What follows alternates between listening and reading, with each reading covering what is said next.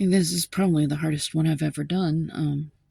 I seem to be having some real issues with it. With it going the way that it really should.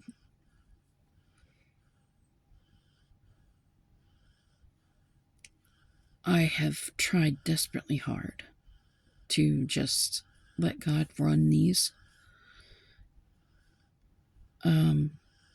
And that's what we're doing right now. I'm just trying desperately hard to let God run them. And I really do feel that I need to explain a little bit about some things. For starters, let's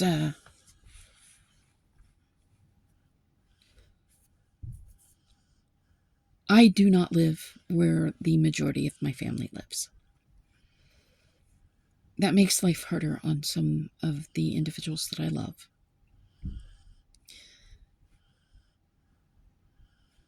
There's a reason that I do not live where I used to and among the majority of my family is because, and I have said before, I came back from the third world nation that I lived in. I came back from it very broken. Very, very broken. And I tried to go back to my hometown and my old life. And I tried to squeeze myself into a box that I no longer fit in.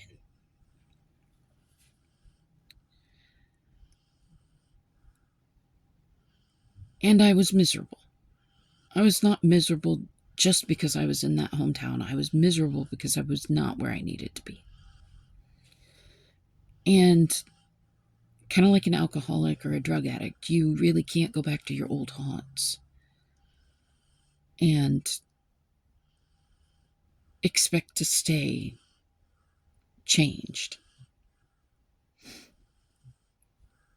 And there was a part of me that was very much railing against the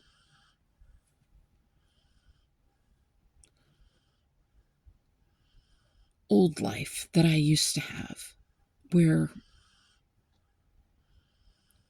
things that were important to me in my old life really did not have the same meaning to me after I had seen what I had seen and lived among what I had lived among. I was essentially making my family and friends miserable.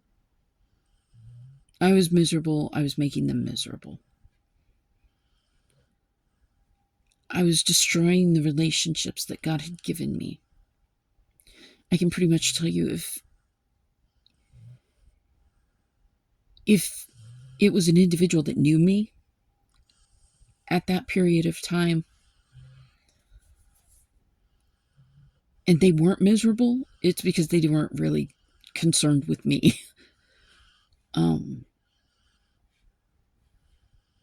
My family was very, very miserable. I know that I was hurtful to them. I can tell you that there are large gaps in my memory because not only did I deal with the issues of being broken from being in that third world, I also had to deal with multiple head injuries. And from those multiple head injuries, well, I had some brain trauma. And I have memories that I remember, but I remember them out of order. And I have memories that I just don't have at all. I don't, there are swaths of time that are just gone. And that was hard for my family. And now I feel kind of selfish because I feel like I've made it hard for them anyway. Because when I recognized I couldn't stay where I was and actually heal, I moved. I moved away from everything that I had known, everything that I had loved, everything I had grown up in. And it really at that time felt like it was something that I was doing to be selfish. I was moving for myself. And I moved. I'm originally from the north. I moved to the south, and I moved close enough that I could go and commune with nature and all of the glory and beauty that God created and feel incredibly small.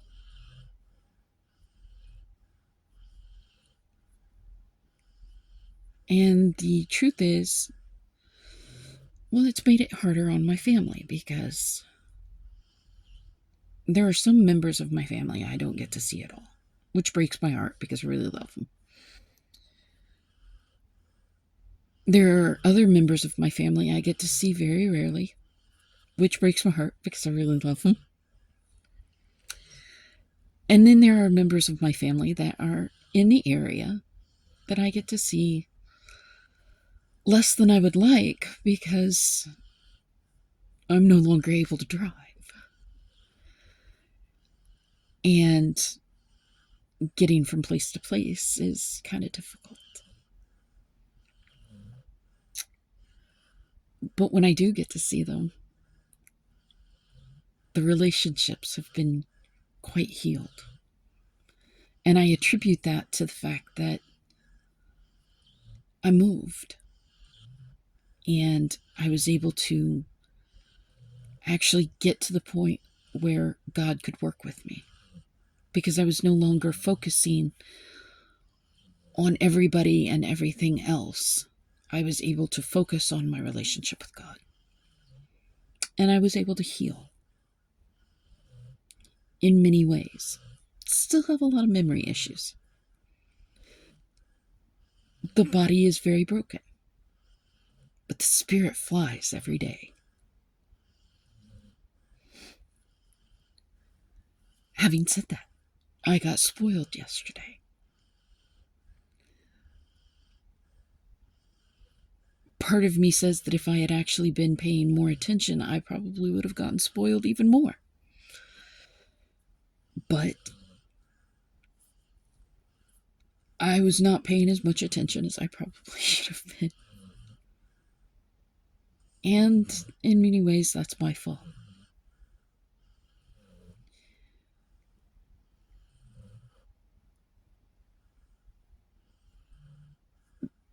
I got Christmas presents that I adore.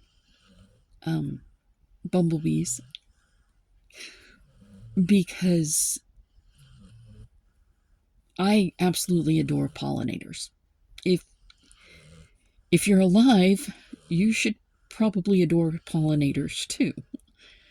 Again, it's science.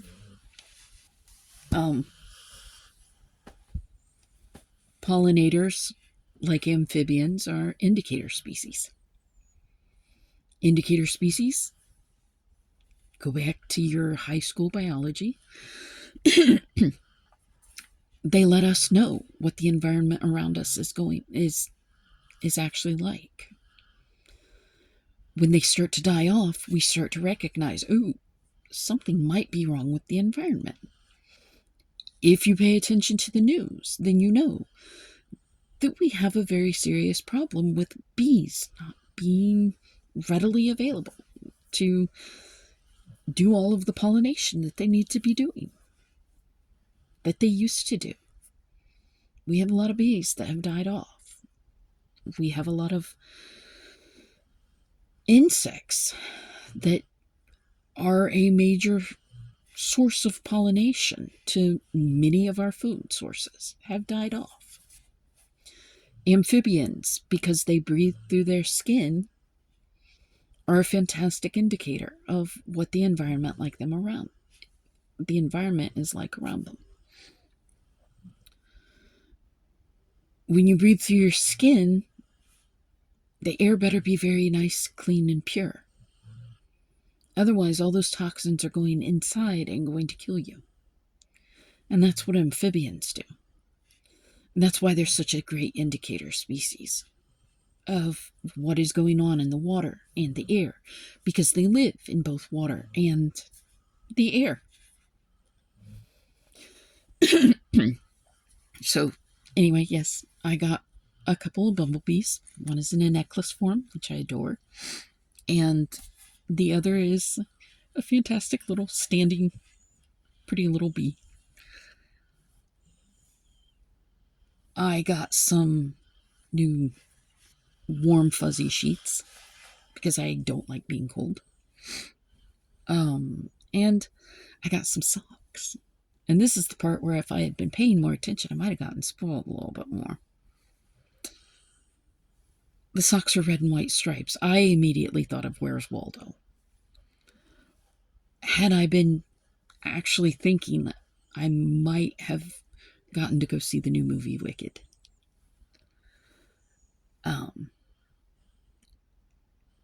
I read the book many years ago, and I loved it. I loved it. It's a fantastic story. If you don't know what it is, let me give you a little information. It is how humanity tends to look at things that are unattractive and assume the worst about those things. And humanity has a tendency to look at beautiful and rich and see, it as good. We try to split things down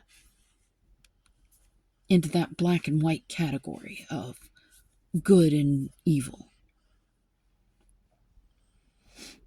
And the reality is it doesn't work that way. It just doesn't. Life is about those shades of gray. Some shades of gray are darker than others. Does that necessarily mean that those shades of gray are evil? No. Some shades of white are so bright that you can't even look at them. Does that mean that they're good? No.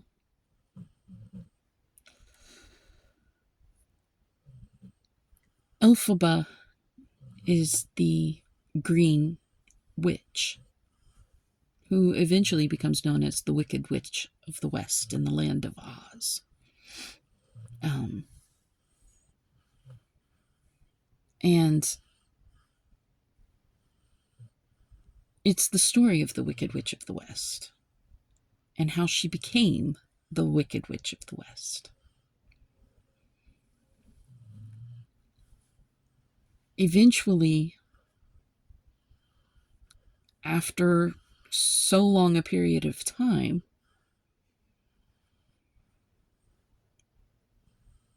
one person will take and say something about another, and that person will be able to influence how others see that one individual. And it becomes a very sad situation. And as humans, we tend to do that. We tend to judge others by the way they look or by what people we think of as beautiful and respectable, important, think of the others. That's why I made it a point of saying the other day that just because a person is homeless does not mean that they're stupid, does not mean that they're lazy. It means that they are an individual that faced something that you didn't have to. My true belief is that there are varying strengths of people in this world.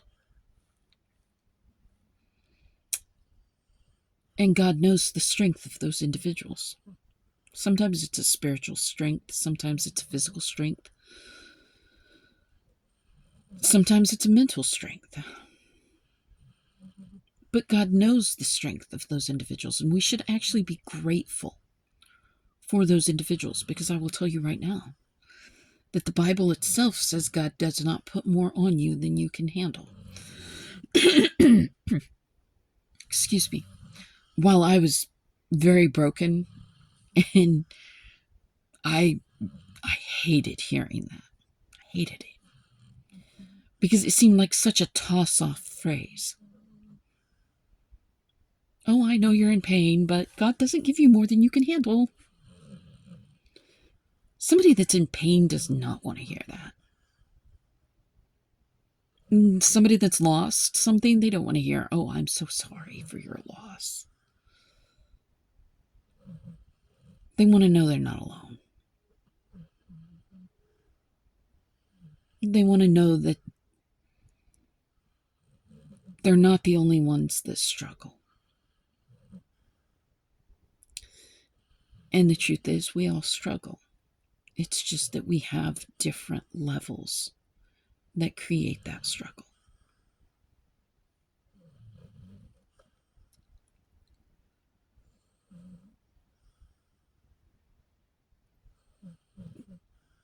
God will not put more on you than you can bear. That is true.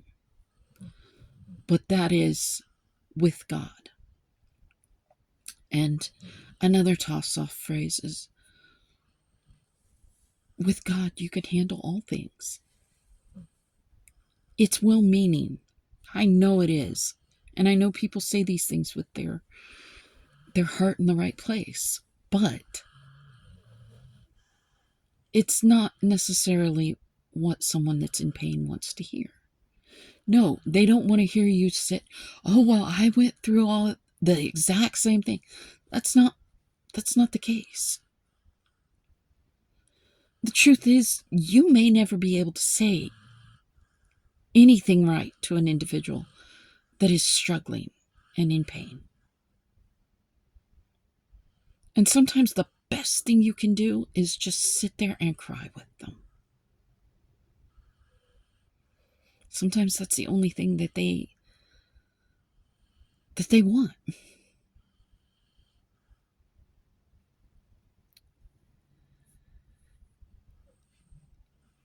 And that's kind of what Wicked was about. Two women became friends that were very unlikely to be friends. One was beautiful. One was not so beautiful. And that was a physical beauty. And when people saw the physical beauty of one, they treated her like she was just gold. But there was a darkness within her, underneath all that beauty. And it got overlooked because nobody wanted to believe such a physically beautiful person would be dark and mean. And they looked at the other one, who was not quite so beautiful. And they saw her as, well, if she's that ugly, she must be just horrible inside. And the truth was, she had a spirit within her that shined.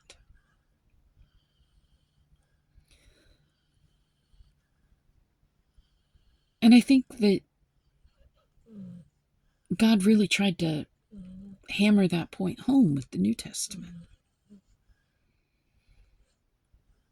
Because even today, the Jewish community continually still looks for their Messiah. As Christians, we say that the Messiah has already come, and the Messiah came in the form of Christ. I've already said that there are many books of the Bible that are not actually contained in this Bible. You can see it in the Catholic Bible. You can see it in the Dead Sea Scrolls or the Gnostic Gospels. you can see that there actually is more to the Bible than what we carry around in this canon. I've said that before. And the reason we wound up with the canon that we have is because, a lot like Wicked, there were parts of the Gnostic Gospels that, again, our brains could not comprehend. And those at the time that were setting forth the canon Bible did not feel would ever be truly understood. And so they were removed from this canon. Some of them you can still find in the Catholic Bible. Most of them you have to actually investigate. You have to dig to find the rest of the books. And you have to really dig to have some level of understanding of what the rest of those books are about. Now, today's ministers and pastors and individuals like that, they go to seminary school and they study. And they wind up probably studying. I have never been to seminary school. I have never said that I was a minister or a pastor. But they wind up actually doing a full study of those books. And I am sure that from their perspective, they understand it. The question is, do they understand it from God's perspective? That I can't answer. I can only say that the more involved we as Christians become, the more that we show that we are willing to know, and the more God will share. Again, in the Bible, in the New Testament, there's a story of the coins and the servants, and a wealthy individual who is essentially the representation of God gives coins or wealth to 3 different servants. And then that individual goes away and is about other business. And then that individual comes back to check on the servants and see how things are going. Well, a couple servants they took and they did things that would increase the value of the wealth that they had. And those servants were rewarded with more wealth. In the case of the Bible, that wealth is knowledge. The third servant just held on to what was given. Didn't investigate, didn't go any further. Didn't look into building that wealth or being able to use that wealth to disperse. So what that individual had was taken away from that individual and was given to these others. And that's how the Bible is. The Bible is knowledge. This canon that we carry around, and as Christians say, okay, well, I read the Bible and I know what the Bible says and I go to church. This is only part of the Bible. This is only part of that knowledge that God has for you. If you take and you learn this part of it and show an inspiration and a desire for more, then God's going to give you more. And you're going to be able to read those other Gospels, the Gnostic Gospels, the Dead Sea Scrolls.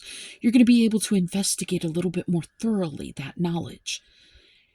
And God is going to give you understanding of that knowledge as the Spirit moves. So you're going to see, okay, this is good. This is the beautiful parts. This is the part that everybody looks at and says, oh, it's so beautiful. It's such a great story. It's so good.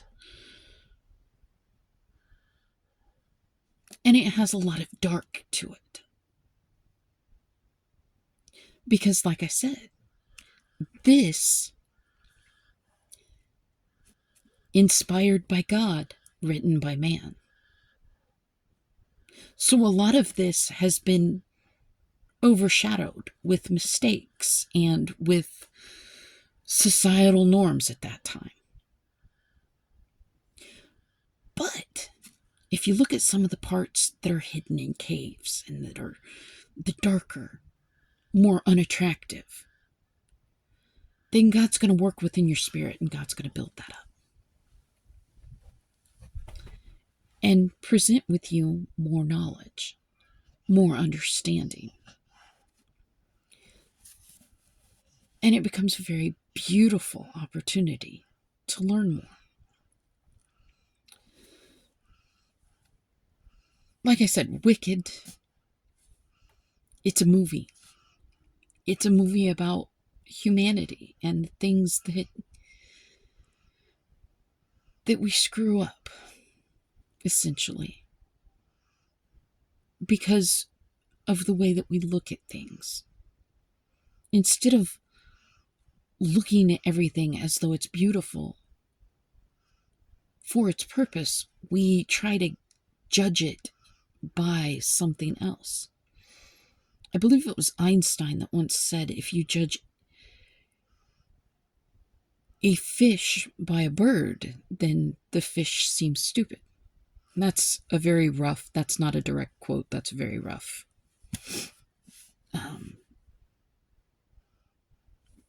Breakdown of it. But there is very much truth in that statement. If you pull a fish out of water and try to ask it to fly, it's not going to be able to do it. Not because the fish is stupid, not because the fish is ugly, or because the fish is shaped wrong. The fish is shaped perfectly for swimming. And when you take that fish out of that water and require it to fly, of course it can't succeed. And that's what we do with a lot of times others. That's why we have a lot of people going into big business and they have these multi-million-dollar jobs, and then they find that they are so unhappy that they turn around and they leave it. They turn their back on all of it. And they go into doing what they loved to do in the first place. And while they make less, they're a lot happier. It's because humanity values the outer beauty. Humanity values the monetary. And that's not always where happiness is. Sometimes it's not in the same hometown that you used to live in.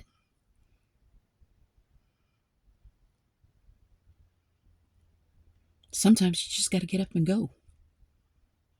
Now, that said, does that mean that you can't go back and visit your hometown? Yeah, sure, visit. But don't try to squeeze yourself into a box that you no longer fit in. Because if you've allowed yourself to, maybe instead of being a box, you've become a circle or a diamond. Maybe instead of fitting into that same box, you've gotten just a much bigger box. You've gained knowledge. You've gained worth. And maybe instead of looking at people that you deem as having less than you, maybe you should just look at them as though they're people. I firmly believe that homeless people are going through a struggle. And maybe if you allowed yourself to see it, you would see that they're going through a struggle that you would never be able to go through yourself. And yet God knew they would be strong enough to allow that on their life for you to learn. And maybe what you're supposed to learn is empathy and compassion. Maybe you're supposed to learn not to judge. And that's when you start making hats. Because you realize that they've been through some things that you yourself could never handle. Some things that would completely break you. And not everybody that breaks manages to make it back home.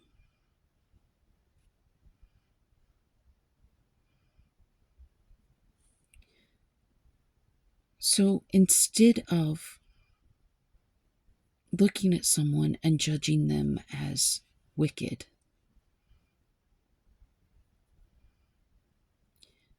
maybe, or looking at a pair of socks and assuming it means where's Waldo, maybe you could look a little deeper within yourself. Find that compassion, find that love, and be kind.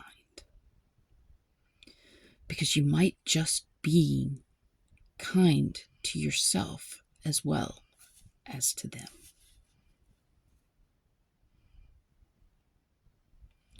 Now, does that mean that you have to do what everybody else expects you to? No. Again, I'm not a people person. I know that about myself. I accept that about myself. God knows that that was the way I was made.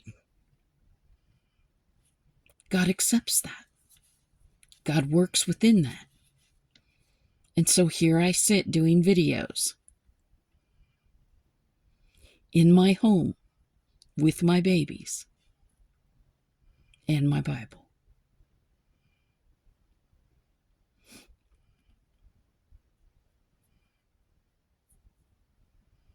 I'm not much of a people person. So I don't spend a whole lot of time talking to others.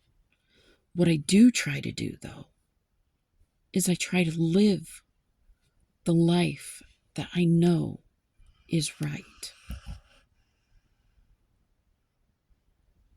Because just talking about it isn't going to get it.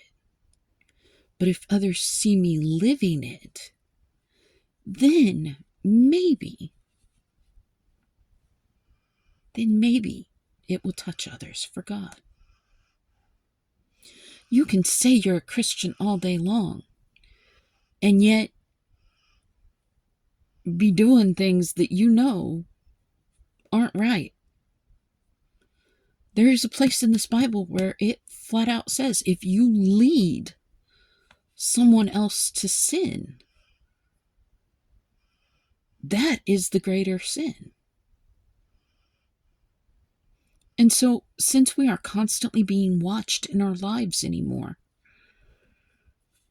then that means,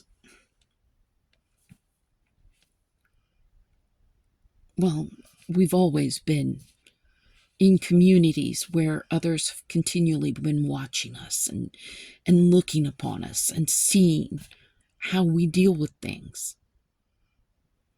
And how we deal with things are eventually going to affect the way that they see the world and assume it's okay to handle. If someone goes about stealing from organizations and still manages to get a leg up, other people are going to assume, oh, well, that must mean that it's okay. And therefore, the individual that is doing wrong is showing others that it's okay to do wrong. And it's not. Maybe you're not paying for it in this life. Promise you will when you get to that foot of that throne. If what you are doing is against what God has told you to do, then I promise you're going to pay for it at the foot of the throne.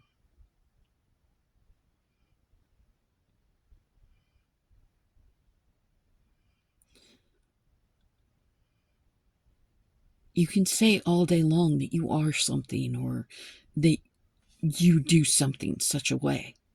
But until you're in that situation, you don't have a clue how you're going to handle it.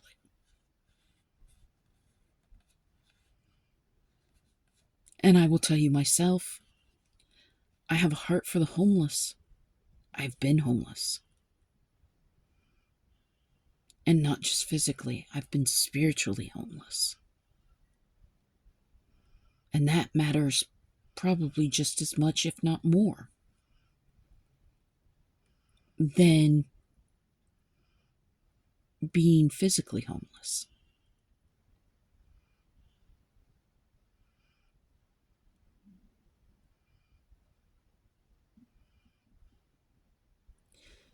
So we need to really take the time to stop and think about why a person might be where they are. And we need to have a little understanding for them. And maybe recognize it's not the best thing to make assumptions about their life, because their life might be a siren call to you. It might be something that lures you in that direction, and yet isn't the way you should go at all. Or their life might just happen to be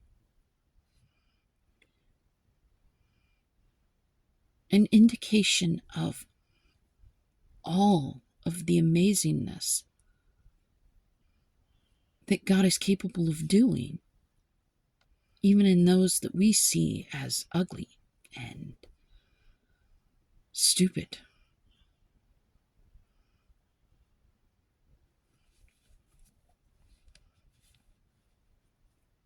So, obviously, this ran long. So, we're going to go ahead and I am going to let this be a video of its own. And I'll do the readings in another video. Like I said, just be kind to yourself and to others. You don't know what that kindness is going to do for someone in that day. And I'm not saying that you've got to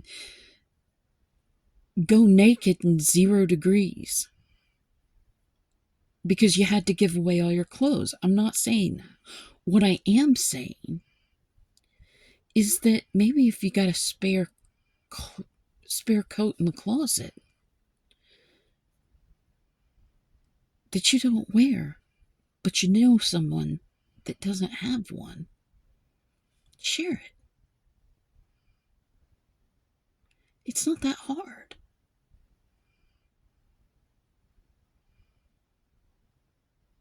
Instead of looking at someone else and saying, oh, well, you need to live within your means,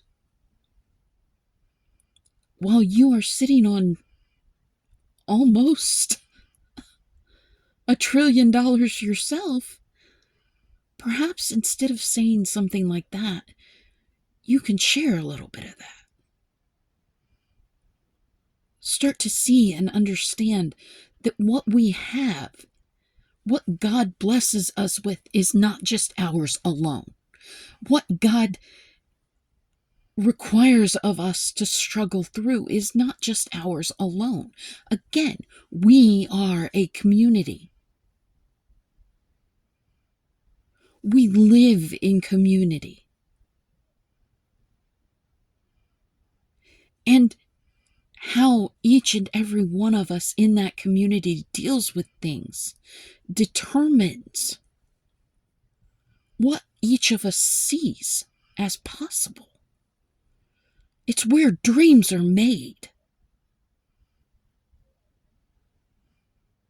It's where necessity begins to interact with imagination.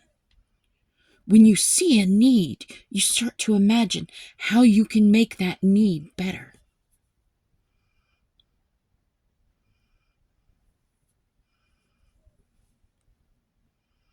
Instead of just assuming that it should be somebody else's struggle, maybe take a little bit of that struggle on yourself and help carry someone through. We know that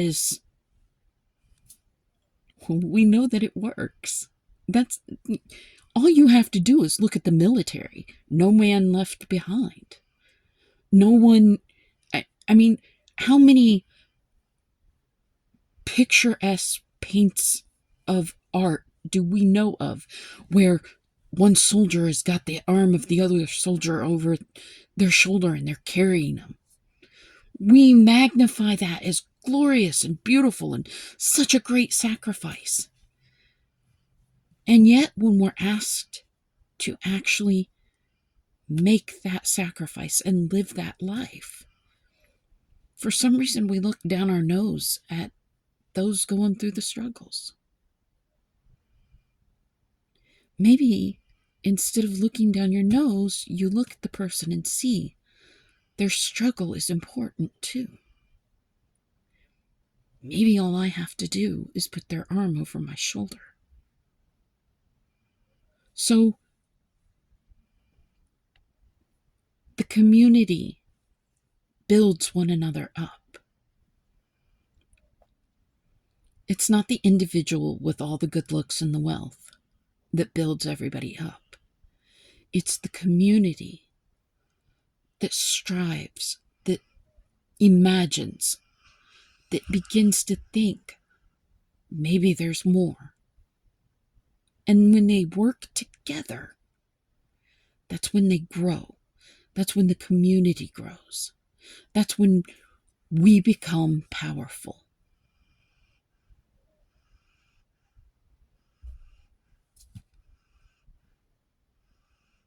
Individuals are not as strong and as powerful as the community at large. We see that every day. We've seen that with the civil rights movements. We've seen that with the end of slavery. Working together as a community. Saying, okay, this is wrong, and I don't think that this should continue. The larger part of the community gathers together and voices its feelings about those things and stands up to the government, who is a smaller community. And the larger community says, hey, we want you to make this different. We want you to fix the laws so that this is different. We are still strong today, and we can still stand up to the weaker individuals. Just because they have more doesn't mean that they are more.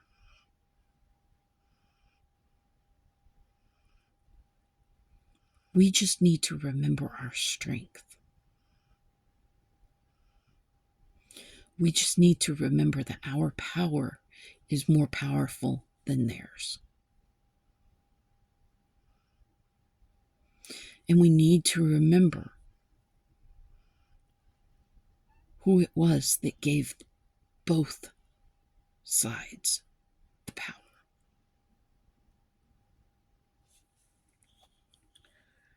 Now, I'm going to let this one go, and I'm going to start the other one.